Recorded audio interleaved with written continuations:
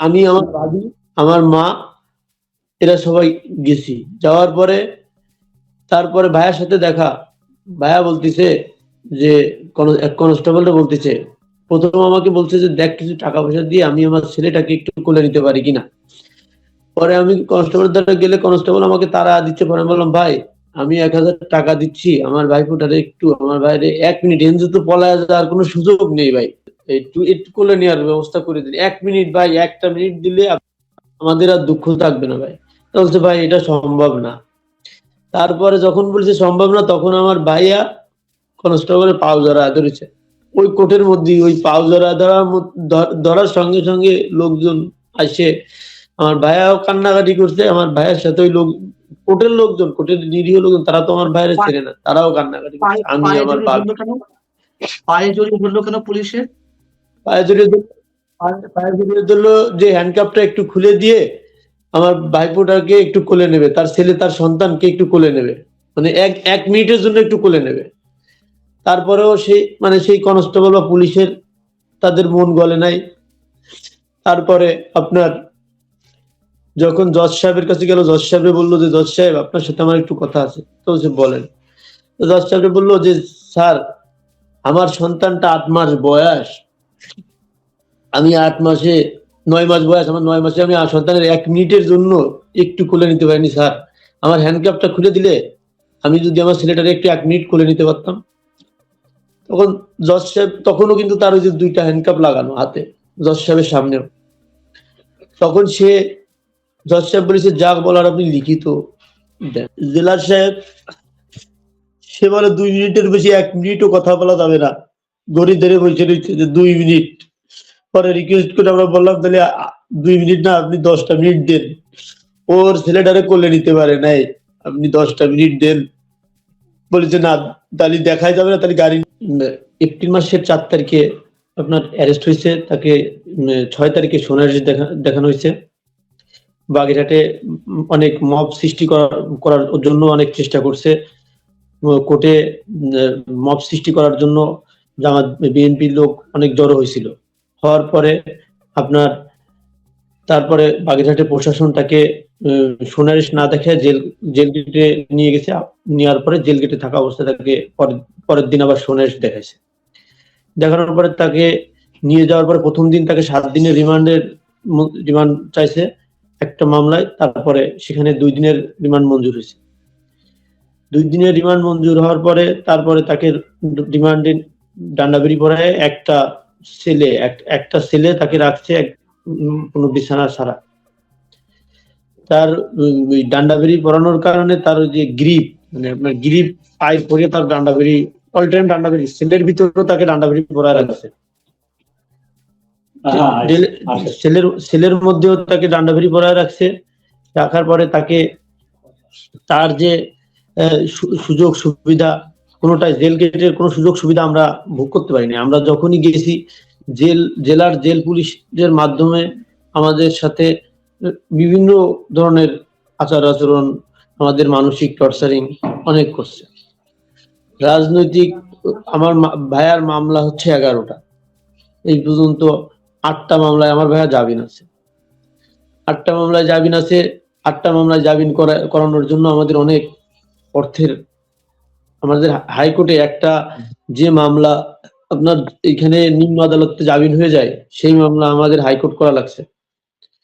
হাইকোর্টেও জামিন দেয় নাই। হাইকোর্টেও জামিন অনেক সময়, যে মামলা হাইকোর্টে মানে জজ কোর্ট নিম্ন আদালতে জামিন দিয়ে দেবে, সেই মামলা আমাদের হাইকোর্টে 3-4 বার ফেরত দেওয়ার পরে 2-3 মাস পরে জামিন দিছে। এইভাবে টর্চারিং করে ভাইয়ার যখন ছেলে হলো, ভাবি বাচ্চা এরা যখন যায় বিভিন্ন প্রকার হেমারি। আর ভাবি আমাদের 5 তারিখের ঘটনা, আমাদের বাড়ি ঘর কিছুই, আমাদের ঘের গরু এগুলো সব লুট করে নিয়ে গেছে 2024 5 তারপরে। জি 5 তারিখে আমাদের ভাইয়াকে যখন জেল থেকে নিয়ে আসে, যখন নিয়ে আসে কোর্টে, মানুষ কোর্টে আসলেও তো পরিবার একটু যায়, একটু দেখা করে কথা বলতে পারে রানিং এ। তারপরও পুলিশ আমাদের ভাইয়ার কাছে যাইতে দেয় না। ভাইয়ের সাথে কোনো সময় কথা বলতে পারিনি।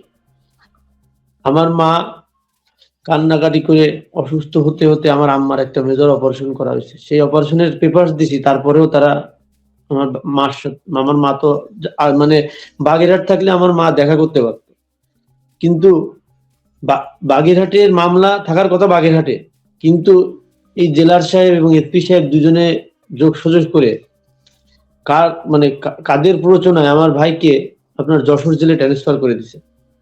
এখন যশোর জেলে ট্রান্সফার করে দিলে আমাদের ওইখানে আমার আম্মা মুরব্বী মানুষ, আমার অপারেশন হয়েছে, জেলার সাহেবকে আমরা একটা পিটিশনও দিছি কোর্টে যে আমার আম্মা অসুস্থ, আমার আম্মার এই অপারেশন হয়েছে, আপনারা আমার ভাইকে না ছাড়েন, কিন্তু আমার ভাইকে একটু বাগেরহাট জেলে একটু রাখেন। ভাইয়া জামিন পাইলো। আমার ভাইয়া এই পর্যন্ত 4বার জামিন পাইছে। 4বার ভাবিকে ফোন দিছে যে সোনালী তুমি রেডি হও, আমি শহীদকে বলে দিছি, শহীদ গাড়ি ঠিক করে দেবে, তুমি বাচ্চারে নিয়ে চলে আসবে, আমি জেল থেকে বেরোয় আগে আমার বাচ্চারে কোলে নেব। আমি আমি আমার বাবাকে আমি বলেছি, আমি ভাবিকে বলার পরে ভাবি যখন বেরোতে যায় তখন নতুন একটা মামলা দেয়, যখন ঢুকতে পারে মামলা নতুন একটা দেয় আর বেরোতে পারে না, তখন ভাবি হতাশ হয়ে যায়। এই হতাশার কারণ ভাবি প্রচুর, এই সমস্ত কারণে হচ্ছে ভাবি প্রচুর হতাশ। তারপরে যখন ভাইয়াকে এটা এই লাস্টের বার ভাবি প্রচুর ভেঙে পড়ছে, ভাবি প্রচুর কান্নাকাটি করছে যে আমার স্বামীটা বেরোতে পারবে না। আর পরে ভাইয়া যখন পরের বার যখন সোনারের দেখালো, তখন হচ্ছে ভাইয়া ছিল ইন্ডিয়ার একটা মামলায়, যে চিঠিটা আপনার ভাইরাল হয়েছে। আমি ওই চিঠিটা দেখে আমি এবং আমার মেজপা আর কেউ আমরা চিঠিটা দিনি, এবং আমার ভাবি আমরা রাত্রে ঘুমাইতে পারিনি তিনজনে, যে এই চিঠিটা পড়ে যে শেষের দুটি লাইন, আমার মার দিকে খেয়াল রাখিস, আমার মার দিকে খেয়াল রাখিস, আমার সন্তানকে আমি কোলে নিতে পারিনি, আমার সন্তানকে আমি কোলে নিতে পারলাম না, এটাই হচ্ছে ওর দুঃখ। আর সেই আমার ভাই পর্যন্ত গেছে, আমার ভাই কোলে নিতে পারেনি। তারপরে আমার ভাইকে কোর্টে নিয়ে আসতে সোনারেস্টের জন্য সেই ইন্ডিয়ায় থাকা মামলায় যখন নিয়ে আসলো, আমাদের কাউকে কোনো কিছু জানায়নি। তারপরে আমাকে উকিল সাহেব ফোন দিয়ে বলছে যে আজকে শুনানি, তখন হওয়ার কথা ছিল, তার 1 সপ্তাহ পরে শুনানি করেছে। এই 1 সপ্তাহ জামিন হওয়ার পরেও ফাউল জেল কাটিছে। তারপরে সে নিয়ে আসছে, তারপরে আপনার সেই পাসপোর্ট জমা দেওয়ার পরে যে রায়টা ওই তৎক্ষণিকই দেওয়ার কথা, সেই রায়টা একদিন পরে যে দিছে সেই রায়টা। তারপরেও 3 দিন জেলে রাখার পরে তারপরে আমার ভাইয়াকে নতুন করে আবার নতুন একটা মামলা দিছে চিতলমারির। ভাইয়া সেই চিতলমারির আগে যখন ওই যে ইন্ডিয়ার মামলায় যখন আমার ভাইয়া আসলো হাজিরা দিতে, তখন আমি, আমার ভাবি, আমার মা, এরা সবাই গেছি। যাওয়ার পরে তারপরে ভাইয়ার সাথে দেখা, ভাইয়া বলতেছে যে কনস্টেবলটা বলতেছে, প্রথম আমাকে বলছে যে দেখ কিছু টাকা পয়সা দিয়ে আমি আমার ছেলেটাকে একটু কোলে নিতে পারি কিনা।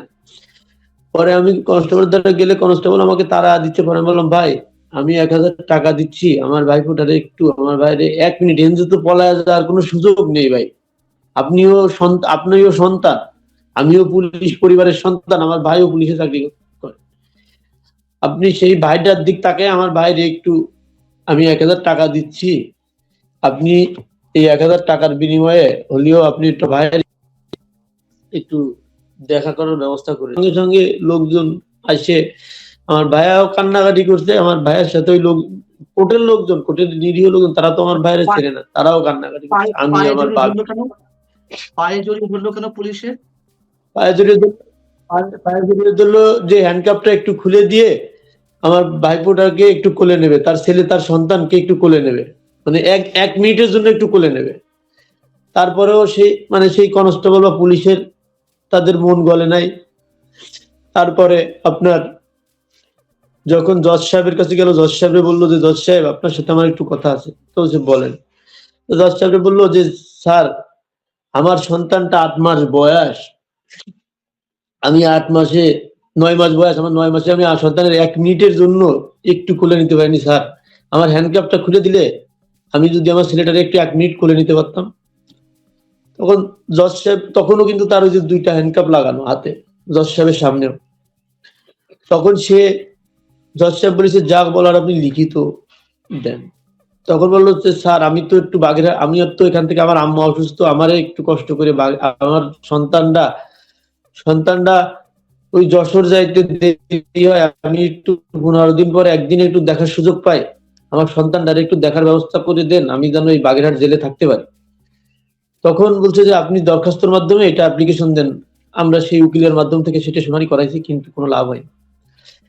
আর তারপরে ওই সময় যে সাদ্দাম তার শিশু সন্তানকে কোলে নিতে চাইলো, জাজের কাছে অনুমতি চাইছিল, তারপরেও কোলে নিতে দেয়নি, হ্যান্ডকাপ খুলেনি। কেউই দেয়নি ভাই, কেউই হ্যান্ডকাপ খুলে নাই, কেউই দেয় নাই। ও ও কান্নাকাটি করতে করতে প্রিজন গাড়িতে উঠিছে, আমরাও কান্নাকাটি করতে করতে ওর পিছনে দৌড়তে গেছি। কিন্তু আমার একটা আইন কি মানবিকতার থেকে আইন বড় ভাইয়া? আওয়ামী লীগ করেছে এই জন্যই কি অপরাধ? আপনি আমাদের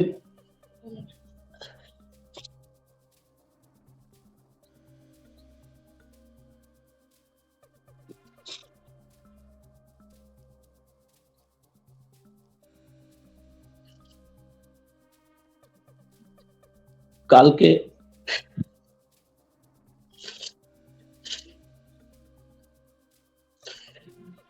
তারপরে যখন এটা হচ্ছে ওই দিনের ঘটনা, তারপরে ভাইয়ের ওই মামলা তো আমরা করতেছি, আমরা 15 দিন পরে একদিন দেখতে যেতে হয়, আমরা চাকরির কারণে, পারিবারিক কারণে আমরা দেখা করতে পারি না। আমার পরিবারে একটা পুরুষ নাই যে দেয় আমার ভাইয়ের সাথে দেখা করবে।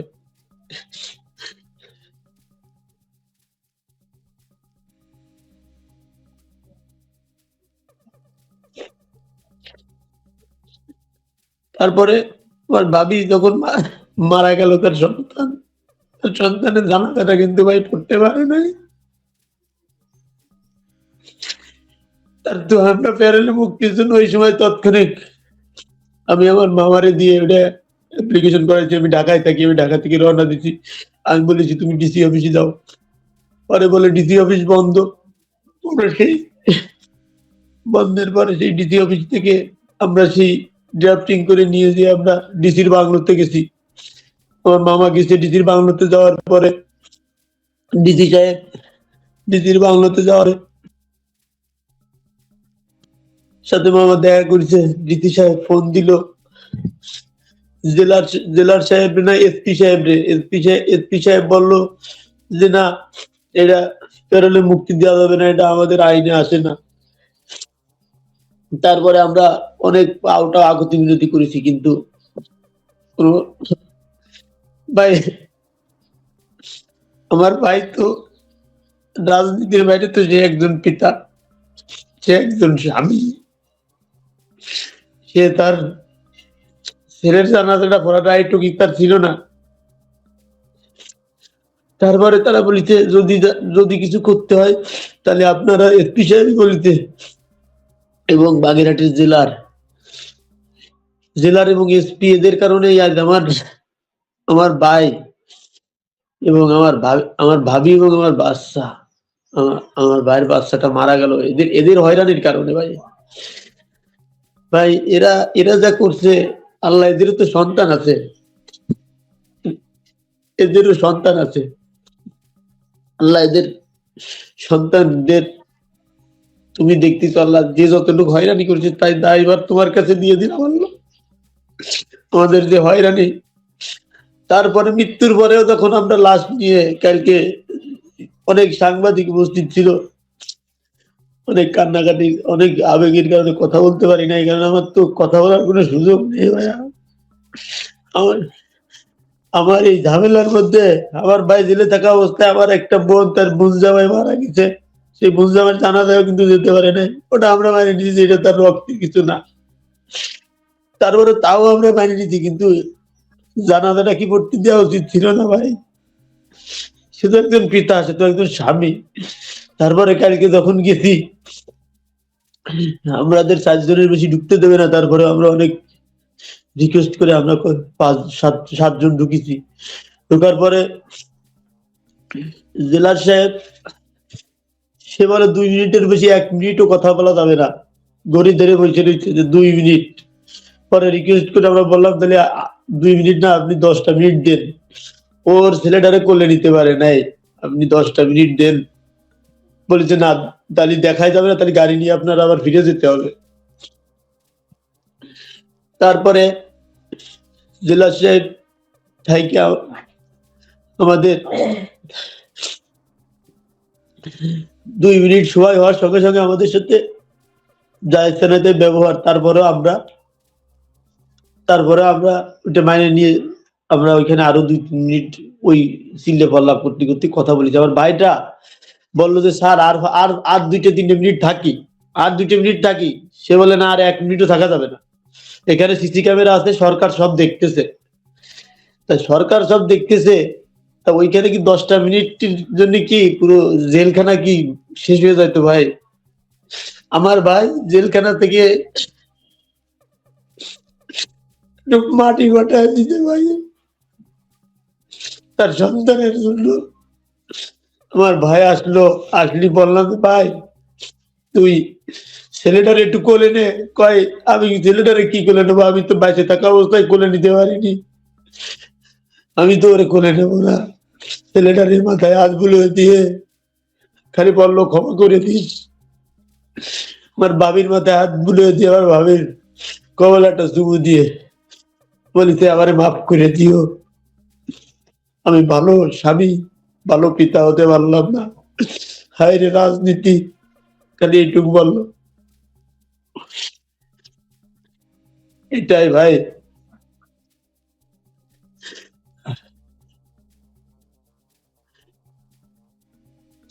এই হত্যাকাণ্ডের জন্য শহীদুল ইসলাম, আপনি কাকে দায়ী করতে চান?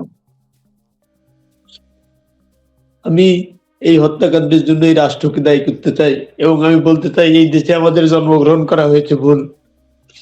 এই দেশে আমাদের জন্মগ্রহণ করা হয়েছে ভুল। যদি এই দেশে আওয়ামী লীগ করার কারণে যদি তার সন্তান, তার বউ যদি এই অবস্থা হয়, তাহলে আমাদের মেরে ফেলা ভাই। আমরা এই পৃথিবীতে বাঁচতে চাই না, আমাদের একদম নিয়ে আমাদের এই পৃথিবী ছেড়ে চলে যাওয়া ভালো ভাই। আমাদের আর বেঁচে থাকার কিছু নেই। আমার ভাই আমার কালকে বলেছে, আমি কি নিয়ে বাঁচবো, আমার তো সব শেষ, আমি কি নিয়ে বাঁচবো? এই জেলার এই এসপি এরা এত হয়রানি করিতে, যা আমার ভাইয়ের কাগজপত্র গুলো ঘাটলে আপনারা বুঝতে পারবেন যে কতটা হয়রানি এরা করিতে। এই বাগেরহাটের জেলার যে কি কত অন্যায় করিতে আমার ভাইয়ের সাথে, বাগেরহাটের জেলার যে কত অন্যায় করিতে, ওরে আল্লাহ। শহীদুল ইসলাম, আমি সবশেষে একটা প্রশ্ন করি। এই যে আপনার ভাই যে জেলে রয়েছে গত 2025 এপ্রিল থেকে, তাই তো? জি। আহ, এবং আপনার যে সর্বস্ব লুট করা হয়েছে, মানবতার জীবনযাপন করছেন এই আওয়ামী লীগ করতে গিয়ে। আওয়ামী লীগের কোন নেতা কর্মী কি আপনাদের খোঁজ খবর নিয়েছেন এই সাদ্দাম জেলে যাওয়ার পর থেকে? আমার আমার ভাই জেলে যাওয়ার পরে আমাদের এমপি সাহেব শেখ তন্ময় সর্বক্ষণিক আমার সাথে যোগাযোগ করতে। আমাদের সর্বক্ষণিক শেখ হেলাল চাচা, তন্ময় ভাই তার ছাড়ানো এবং জামিন করানোর জন্য সর্বক্ষণিক টাকা পয়সা দিয়ে আমাদের হেল্প করেছে। তন্ময় ভাই শুধু একটা কথাই বলেছে, তন্ময় ভাই আমাকে ফোন, ভাই আমি শেখ তন্ময় কিছু করতে পারলাম না, ওর ছেলের জন্য, ওর ছেলের জানাজাটার জন্য আমি কিছু করতে পারলাম না, আমারে ক্ষমা করে দিস। হ্যাঁ, আমি রাষ্ট্র প্লাস বাগেরহাটের জেলার এবং এসপি সাহেবকে আমি দায়ী করতেছি। বাগেরহাটের জেলার প্লাস এসপি বাগেরহাটের জেলার প্রচুর পরিমাণে হয়রানি করেছে ভাইয়া। আর জি। আমাদের এই রাষ্ট্রে জন্মগ্রহণ করা আমাদের সুইসাইড স্কোয়াডে নিয়ে আমাদের গুলি করে মেরে ফেলান ভাই। এর থেকে মরে যাওয়া ভালো। আমরা আওয়ামী লীগ করা যদি অপরাধ হয়, একটা সদর থানা ছাত্রলীগের সভাপতি, আপনি সাংবাদিক, আপনি সমাজের দর্পণ, আপনি খোঁজ নিয়ে দেখেন জুয়েল হাসান সাদ্দাম কতটা মানুষের কয়টা জমি দখল করেছে, কয়টা ঘের দখল করেছে তার 17 বছর রাজনৈতিক জীবনে। দল ক্ষমতায় ছিল। সে এখনো স্টিল রানিং সদর থানা ছাত্রলীগের সভাপতি। আম আমরা এত আমরা আমরা আমাদের সান্ত্বনা দেওয়ার মতো আমরা কোনো ভাষা আমার ভাইয়া জি, জি বলুন। আমার ভাইয়া কতটুকু অন্যায় করেছে আর কতটুকু মানুষ ভালোবাসে আমার ভাইয়ারে। আপনার কাছে আমার দাবি, আপনি এইটুকু একটু তুলে ধরবেন। আমার এলাকায় একটু খোঁজ খবর নিবেন যে আমাদের জন্য, আমার ভাইয়ার জন্য মানুষ কতটা কান্দে। কোনো বড় টাকাওয়ালা লোকের না, নিরীহ মানুষগুলোর কাছে এসে বলবেন যে অমুক কেমন। একদম বাগেরহাট সদর থানার প্রতিটা ইউনিয়নে প্রতিটা